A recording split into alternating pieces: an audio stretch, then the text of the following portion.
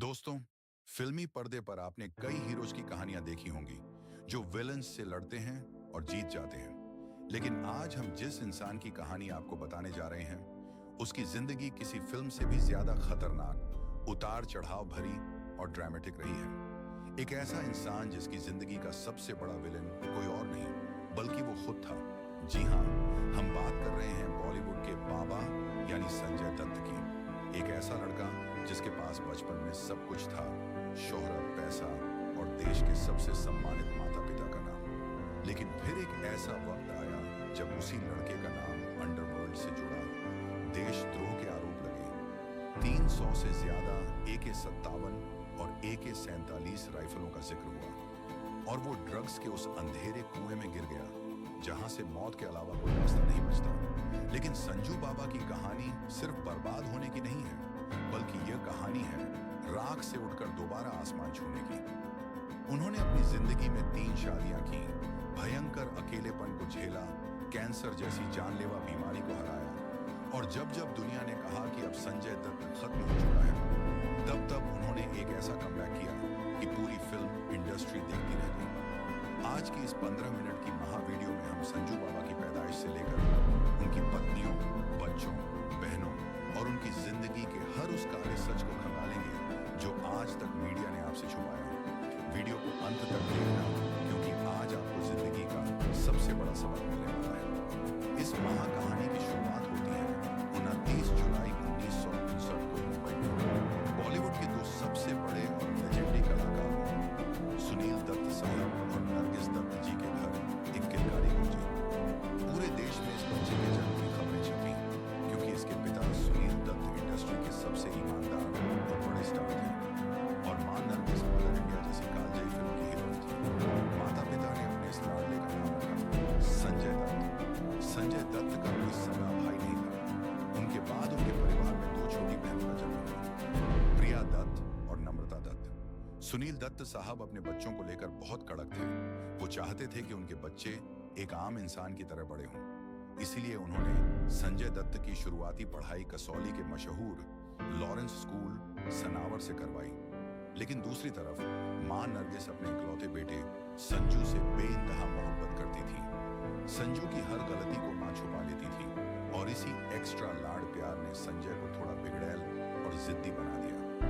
बहनें प्रिया और नम्रता हमेशा अपने भाई को संभालती थी, लेकिन संजय दत्त के मन में कुछ और ही चल रहा था। जब संजय दत्त थोड़े बड़े हुए और कॉलेज पहुंचे, तो उन्हें एक ऐसी लत लगी जिसने उनकी जिंदगी को हमेशा के लिए बर्बाद करने की नींव रख दी।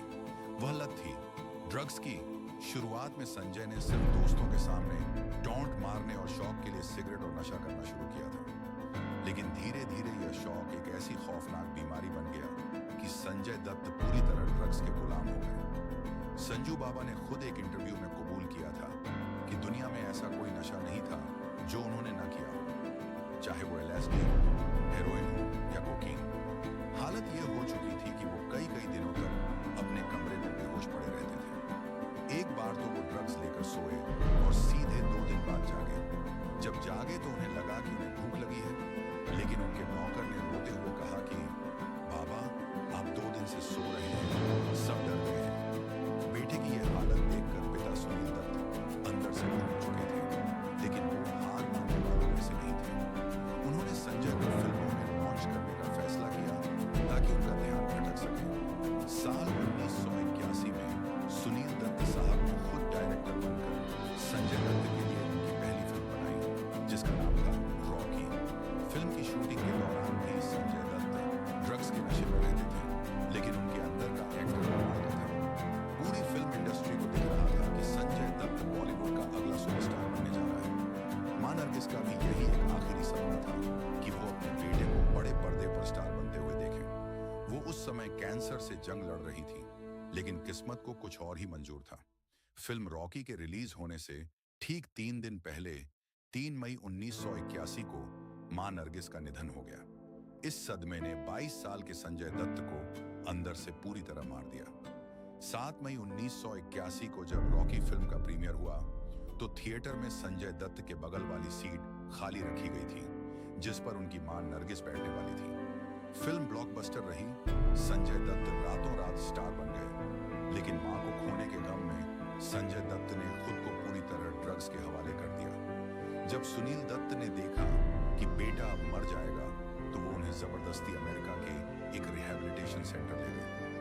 वहां करीब 2 साल के कड़े इलाज के बाद संजय दत्त ने मौत के उस दलदल से खुद को बाहर निकाला और कसम खाई कि वो दोबारा कभी नशे को हाथ नहीं लगाएंगे। अमेरिका से पूरी तरह ठीक होकर जब संजय दत्त भारत लौटे, तो उन्होंने अपनी जिंदगी को एक नई शुरुआत देने की सोची। इसी दौरान उनकी मुलाकात एक खूबसूरत एक्ट्रेस आर्चा शर्मा से हुई। संजय दत्त आर्चा के प्यार में पड़ गए और साल 1987 में दोनों ने शादी कर ली। शादी के कुछ समय बाद ही उनके घर एक बेहद प्यारी बेटी ने जन्म लिया, जिसका नाम रखा गया त्रिशाला दत्त। संजय दत्त को लगा कि अब उनकी जिंदगी में खुशियां लौट आई हैं, लेकिन संजू बाबा की कुंडली में सुख शायद बहुत कम समय के लिए लिखा था। शादी के कुछ ही समय बाद पता चला कि आर्चा शर्मा को ब्रेन ट्यूमर जैसी घातक बीमारी है। इलाज के लिए आर्चा को अमेरिका गए। संजय दत्त यहाँ फिल्मों में बिजी थे और आर्चा वहाँ जिंदगी की जंग लड़ रही थी।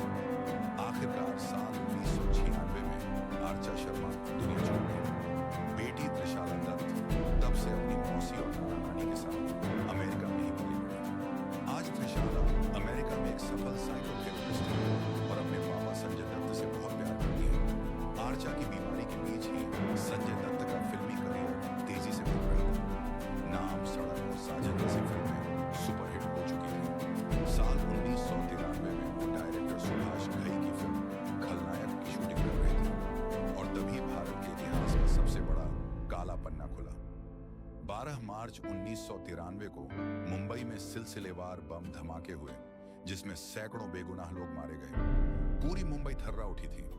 पुलिस जब इस मामले की जांच कर रही थी, तो अंडरवर्ल्ड और फिल्म इंडस्ट्री के बीच का एक ऐसा कनेक्शन सामने आया जिसने देश को स्तब्ध कर दिया। आरोप लगा कि संजय दत्त ने अपने घर पर खतरनाक अवैध हथियार, AK-56 राइफल और कुछ ग्रेनेड्स छुपा कर रखे थे, जो उन्हीं हथियारों की खेप का हिस्सा थे जो ब्लास्ट के लिए भारत आए थे। अप्रैल 1993 में जैसे ही संजय दत्त मॉरिशस से शूटिंग करके मुंबई एयरपोर्ट लौटे, पुलिस ने उन्हें धर दबोचा। उन पर देश का सबसे कड़ा कानून टाड़ा लगाया गया। रातों रात करोड़ों दिलों का सुपरस्टार आर्थर रोड जेल की एक छोटी सी अंधेरी और बदबूदार कोठरी में बंद हो गया। मीडिया और जनता ने उन्हें देशद्रोही कहना शुरू कर दिया। उनके पिता सुनील दत्त, जो खुद एक बड़े नेता थे, अपने बेटे को बेकसूर साबित करने के लिए दर-दर की ठोकरें खाने लगे। संजय दत्त कई महीनों तक जेल में रहे। बाद में उन्हें जमानत मिली, लेकिन यह केस उनके गले की फांस बन चुका था, जो अगले 20 सालों तक उनकी जिंदगी को चूसता रहा। इसी बीच साल 1998 में उन्होंने मॉडल रिया पिल्लई से दूसरी शादी भी की, लेकिन यह रिश्ता टिक नहीं सका और 2008 में दोनों का तलाक हो गया। जेल से बाहर आने के बाद संजय दत्त का करियर खत्म माना जा रहा था, लेकिन साल 2003 में एक युवा डायरेक्टर राजकुमार हिरानी उनके पास एक फिल्म लेकर आए, मुन्ना भाई MBBS। इस फिल्म में संजय दत्त ने एक ऐसे गुंडे का रोल प्ले किया जो डॉक्टर बनकर लोगों का इलाज जादू की चप्पी से करता है। इस फिल्म ने करिश्मा कर दिया। फिल्म सुपर डुपर हिट रही। इस फिल्म का सबसे भावुक सीन वो था जहां संजय दत्त रोते हुए अपने पिता सुनील दत्त से माफी मांगते हैं और उन्हें गले लगाते हैं। इस सीन को देखते हुए थिएटर में बैठा हर शख्स रो रहा था। इसके बाद संजय दत्त की जिंदगी में एंट्री हुई मान्यता दत्त की। मान्यता ने संजय दत्त के बिखरे हुए जीवन को संभाला। साल 2008 में संजय दत्त ने मान्यता से तीसरी शादी की। मान्यता सिर्फ उनकी पत्नी नहीं बनी, बल्कि उनकी सबसे बड़ी ताकत बनी। साल 2010 में मान्यता ने जुड़वा बच्चों को जन्म दिया, जिनका नाम है शाहराम दत्त बेटा और इकरा दत्त बेटी। संजय दत्त का परिवार अब पूरी तरह से पूरा हो चुका था। साल 2013 में सुप्रीम कोर्ट ने 1993 के मामले में अपना अंतिम फैसला सुनाया। कोर्ट ने माना कि संजय दत्त देशद्रोही नहीं है, लेकिन अवैध हथियार रखने के जुर्म में उन्हें 5 साल की सजा काटनी ही होगी। संजय दत्त ने एक सच्चे नागरिक की तरह कानून का सम्मान किया और पुणे की यरवदा जेल चले गए। जेल में उन्होंने कैदियों की तरह काम किया, रेडियो चलाया और पेपर बैग्स बनाए। आखिरकार 25 फरवरी 2016 को संजय दत्त अपनी सजा पूरी करके हमेशा हमेशा के लिए जेल से बाहर आ गए। जेल के गेट से बाहर निकलते ही उन्होंने धरती मां को चूमा और तिरंगे को सैल्यूट किया। लेकिन संजू बाबा की परीक्षा अभी भी खत्म नहीं हुई थी। साल 2020 में खबर आई कि उन्हें 4th स्टेज का फेफड़ों का कैंसर, लंग कैंसर है। फैंस दुआएं करने लगे और संजू बाबा ने अपनी चिरपरिचित अंदाज में कहा, मैं इस बीमारी को भी हरा दूंगा, और उन्होंने ऐसा ही किया। कैंसर को मात देकर वो सीधे पहुंचे साउथ की ब्लॉकबस्टर फिल्म के GF चैप्टर 2 के सेट पर। 60 साल से ज्यादा की उम्र में कैंसर से ठीक होने के तुरंत बाद उन्होंने अधीरा का वो खूंखार विलेन का रोल प्ले किया कि पूरी दुनिया दंग रह गई। फिल्म ने 1200 करोड़ से ज्यादा की कमाई की और संजू बाबा ने साबित कर दिया कि शेर चाहे कितना भी बूढ़ा या जख्मी हो जाए, जंगल का राजा वही रहता है। तो दोस्तों, ये थी पूरी गाथा अब्दुल राशिद सलीम, सलमान खान के पक्के दोस्त, हमारे अपने संजू बाबा यानी संजय दत्त की एक ऐसी जिंदगी जिसने हर तूफान का सामना किया लेकिन कभी घुटने नहीं टेके। संजय दत्त की इस 15 मिनट की जीवन यात्रा से आपको क्या सीख मिली और उनकी कौन सी फिल्म आपको सबसे ज्यादा पसंद है? मुन्ना भाई, खलनायक या KGF 2?